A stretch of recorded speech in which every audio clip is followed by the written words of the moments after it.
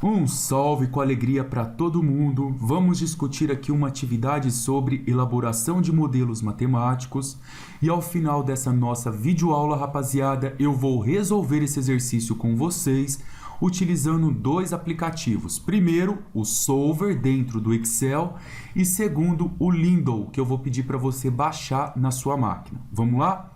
Pausa a videoaula, lê o exercício com calma aí na sua casa e depois você retorna. Feito isso, vamos interpretar comigo cada detalhe disso aqui para que a gente tenha um aprendizado com alto nível de excelência. Primeira coisa, se trata de uma empresa de componentes automotivos e essa empresa está querendo conduzir um programa de treinamento para contratar novos funcionários. Operadores treinados são utilizados como instrutores no programa. O que ele está querendo dizer com isso? Que dentro da empresa eu já tenho uma quantidade de funcionários devidamente registrados. Esses funcionários eu coloco para ajudar como instrutores no programa de treinamento, na proporção de 1:10 trainees. O que é isso? Eu pego um funcionário que é devidamente registrado e coloco para ele treinar 10 novos aprendizes durante o período de um mês. Se eu pegar 2, eu vou ter um grupinho de 20, 10 para cada um. É dito também que a cada 10 aprendizes contratados que vão participar desse treinamento, em média, somente 7 completam o programa. Ou seja, no final de um mês, eu não vou poder contratar 10 novos funcionários, eu vou contratar apenas 7. Tá aqui, ó, os outros serão dispensados. Os operadores treinados também devem cumprir suas funções usuais de operador. O que significa isso? Eu tenho uma determinada quantidade de funcionários dentro da empresa. Parte desses funcionários precisa ficar trabalhando na produção, manejando as máquinas, e a outra parte eu coloco para ajudar como instrutor.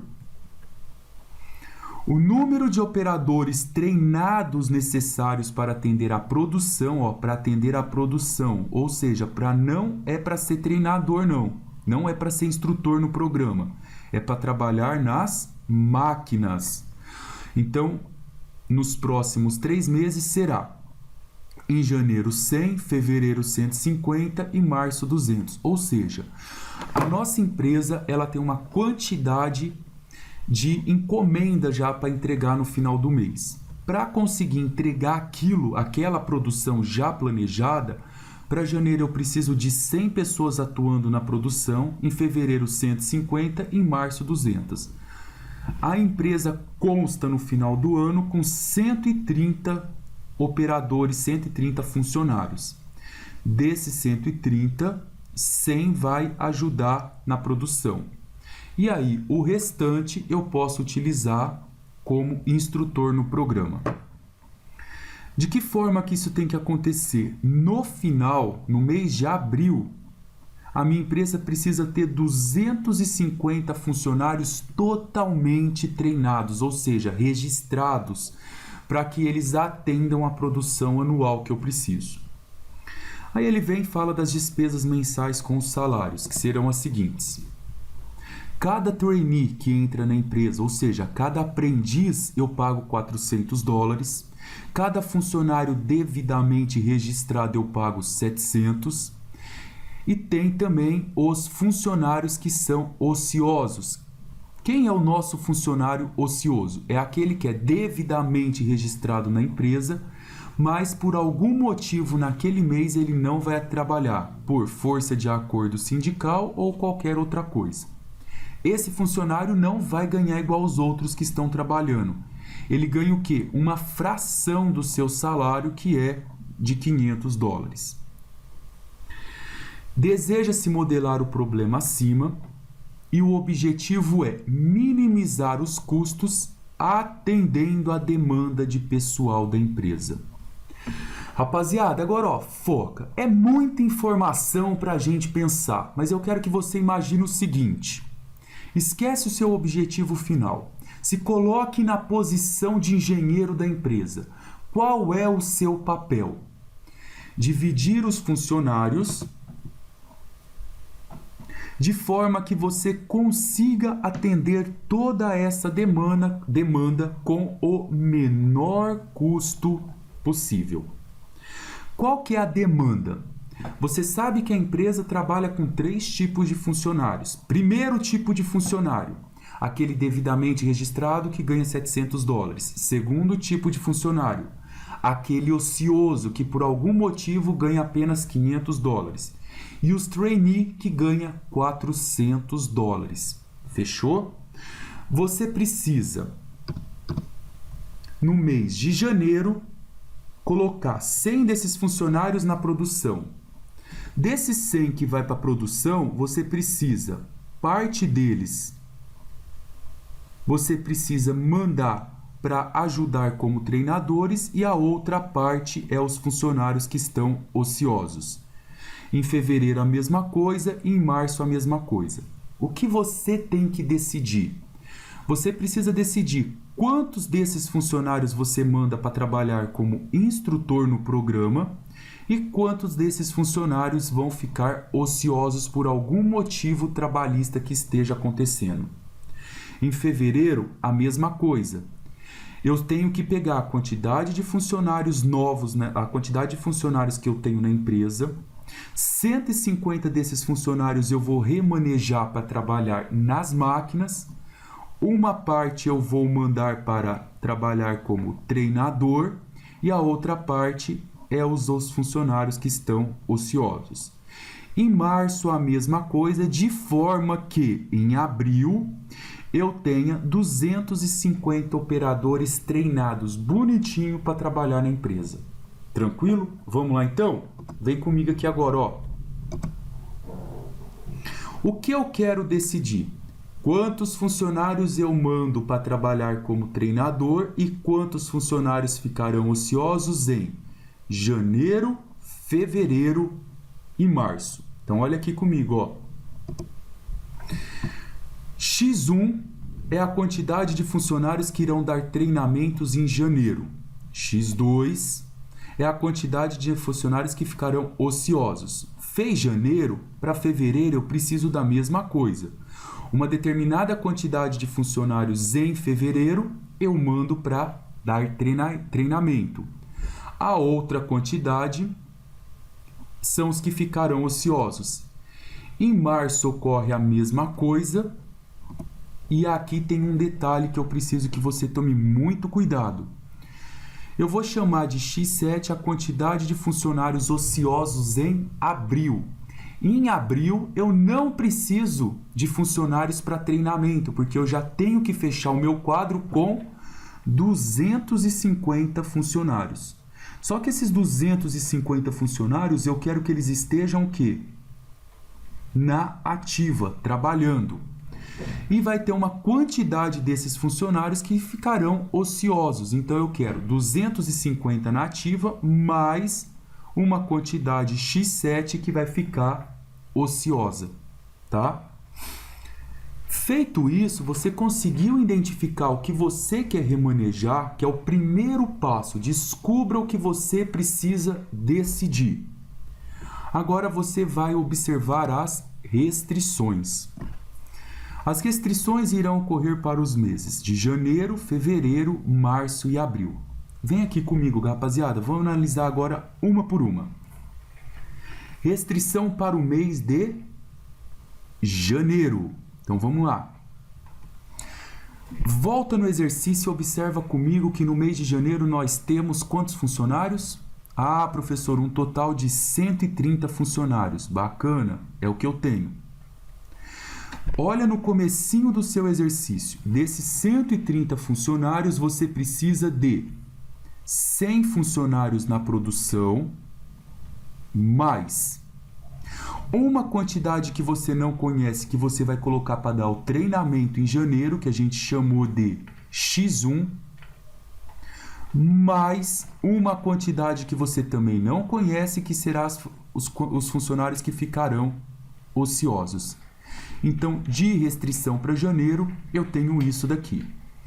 Posso dar uma melhorada nessa fórmula escrevendo x1 mais x2 igual a 130, passa esse 100 para lá, ele fica negativo, menos 100, isso aqui vai dar 30. Fechamos a primeira. Agora repara aqui, rapaziada, as nossas restrições para o mês de fevereiro. Então vamos pensar comigo. No mês de fevereiro, eu preciso na produção de 150 funcionários. Tá lá no começo do exercício. Preciso também de uma quantidade de funcionários para mandar para o treinamento dos novos aprendizes que entrarão no mês de fevereiro. E essa quantidade eu chamei de x3. Mais a nova quantidade de funcionários que ficarão ociosos no mês de fevereiro. Então, ó, na produção, mais a nova quantidade que vai para treinamento e mais os funcionários que estão ociosos, me dá a nova quantidade de funcionários da empresa. Qual é a nova quantidade de funcionários da empresa? 130 que eu tinha inicialmente, mais. E vocês lembram que no mês de janeiro, a gente treinou uma quantidade de funcionários que agora, no mês de fevereiro, foram contratados. Cada um aqui, ó, desse X1, que era o que deu o treinamento, treinou um grupo de 10. Cada funcionário devidamente registrado na empresa treinou um grupo de 10 novos funcionários e nesse grupo de 10 novos funcionários, apenas 7 foram contratados. Então, observe o que vai acontecer aqui, ó. Se eu tivesse mandado para treinamento 5 funcionários, cada um dos 5 teria treinado 7. E agora eu teria uma nova quantidade de funcionários, que seria 35, que iria entrar aqui, em fevereiro. Suponha, por exemplo, para você entender a lógica do exercício, que eu teria colocado aqui 10 funcionários como para treinar. Cada um desses 10 treinou um grupo de 7, eu teria uma quantidade de 70. Mas eu não sei a quantidade que eu coloquei para treinar, eu chamei essa quantidade de x1. E cada um desses x1 treinou 7. Então, a nova quantidade agora de funcionários é de 130 mais 7x1. Agora, vamos só dar uma melhorada nessa equação para ficar um pouco melhor. Faz x3 mais x4 e passa o 7 para lá. Então, vai ficar menos 7x1 mais x3 mais x4 é igual. O 130 está aqui, passa o 150 para lá, fica menos 150. Então, eu posso escrever aqui, menos 7x1 mais x3 mais x4 é igual a menos 20. Se eu quiser deixar isso aqui positivo, é só multiplicar isso por menos 1 e posso escrever o seguinte, que 7x1 menos x3 menos x4 é igual a 20. Coloquei assim só para ficar depois um pouco mais fácil de escrever. Agora vamos fazer aqui a restrição para o mês de março. No mês de março eu preciso na produção de 200 funcionários atuando lá. Então eu vou colocar aqui 200 mais uma quantidade de funcionários que no mês de março vão dar treinamento, que é uma quantidade que eu não sei ainda, que eu vou chamar de x5, mais uma quantidade que irá ficar ociosa. Qual é a nova demanda de funcionários aqui no mês de março? Eu tenho aqui no mês de março 130 funcionários que tinha no começo, mais eu tenho agora uma nova quantidade de funcionários que entrou no mês de fevereiro, que é 7 vezes o x1, lembra disso? Ó? É a nova quantidade que entrou aqui. E mais uma nova quantidade de funcionários que entrou de fevereiro para março. Ó, observa aqui, x3, quem que é o nosso x3? A quantidade de funcionários que deram treinamento. Para cada um desses funcionários que deram treinamento, eu consegui formar 7. Então, eu tenho aqui 7x3. Então, isso aqui é a nova quantidade de funcionários da empresa. Dessa nova quantidade, eu preciso de 200 na produção, x5 para dar treinamento no mês de março e x6, que é aqueles que estão ociosos por algum motivo trabalhista. Agora, vamos olhar aqui o último no mês de abril. No mês de abril, você precisa reparar que o seu objetivo final precisa ter um quadro de funcionários em abril com 250 funcionários atuantes, trabalhando.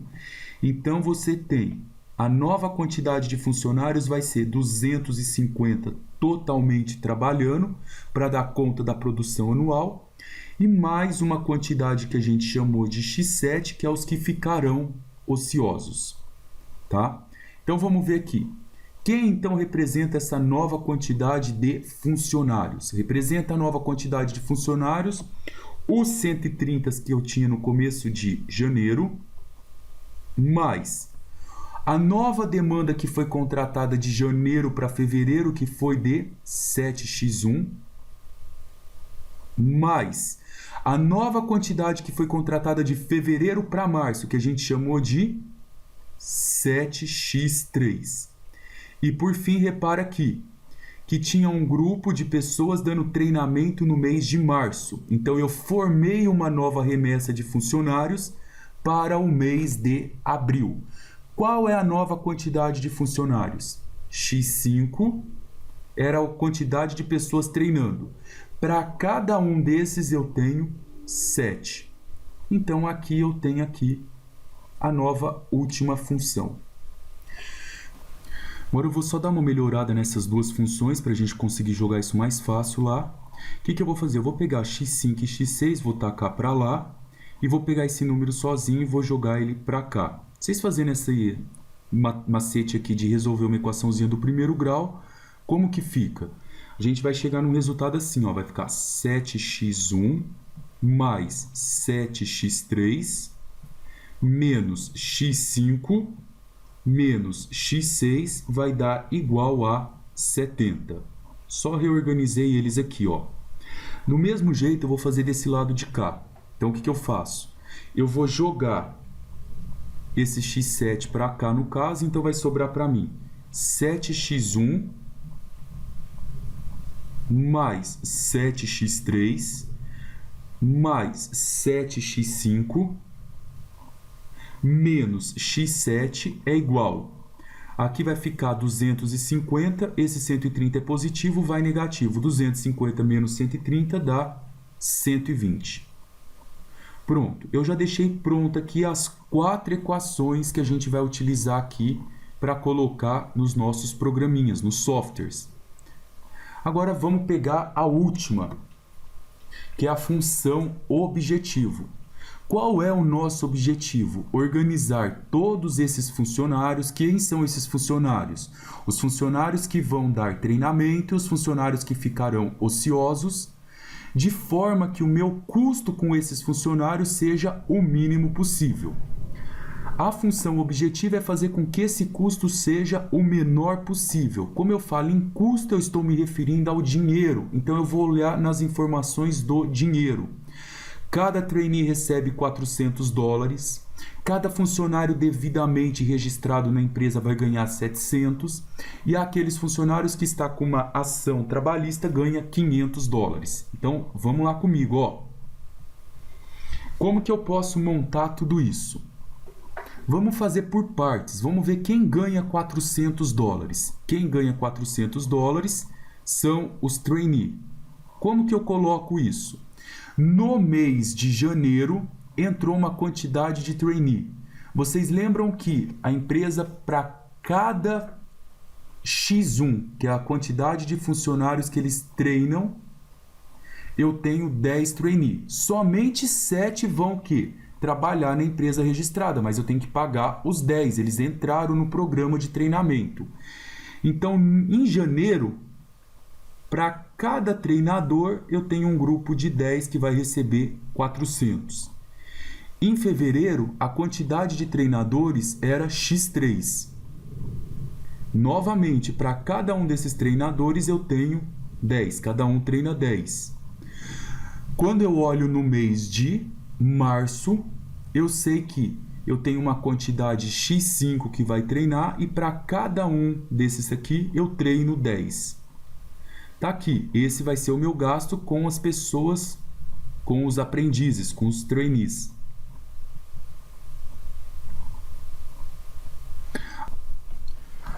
Agora vamos ver o próximo tópico aqui, ó. Cada operador treinado ganha 700. Quem são os operadores treinados? Os operadores treinados são aqueles operadores que manejam as máquinas, que trabalham na produção, e mais aqueles que fizeram os treinamentos, né? Que deram treinamento. Cada um desses ganha 700. Então vamos lá comigo, ó. Eu vou fazer 700 vezes. Em janeiro eu coloquei 100 na produção, mais uma quantidade x1 para treinar. Cada um desses ganha $700. Depois, no mês de fevereiro, a gente colocou 150 na produção, mais uma quantidade x3 para treinamento. Mais, vamos para o mês de março, eu tenho 200, mais uma quantidade que eu chamei de x5 para dar treinamento. Aqui acabaram os treinamentos e aqui acaba o que a gente precisava. E agora, para fechar, eu tenho também aqueles funcionários que ganham 500. Então, esses aqui são os treinadores, os efetivos da empresa, ó. E agora, os que ganham $500 são aqueles que estão ociosos. Então, mais 500. Quem que está ganhando 500? Em janeiro, uma quantidade que eu chamei de x2, que são os ociosos. Depois, no mês de fevereiro, mais uma quantidade x4. E no mês de março, mais uma quantidade x6. Não preciso colocar esse x7? Não preciso, não é o nosso objetivo. O nosso objetivo é fazer o custo final até o mês de março. Ver quanto que eu preciso gastar até o final de março, para que em abril eu tenha 250 funcionários atuantes e uma quantidade x7 que não estará atuante. Mas esses aqui não entrarão no meu gasto, no meu manejo. E eu quero que tudo isso daqui tenha como resultado um custo mínimo. Aí o que vocês vão fazer? Vocês vão aplicar a distributiva aqui em tudo, só para dar uma melhorada nessa equação. Depois eu vou explicar por que eu fiz isso com vocês.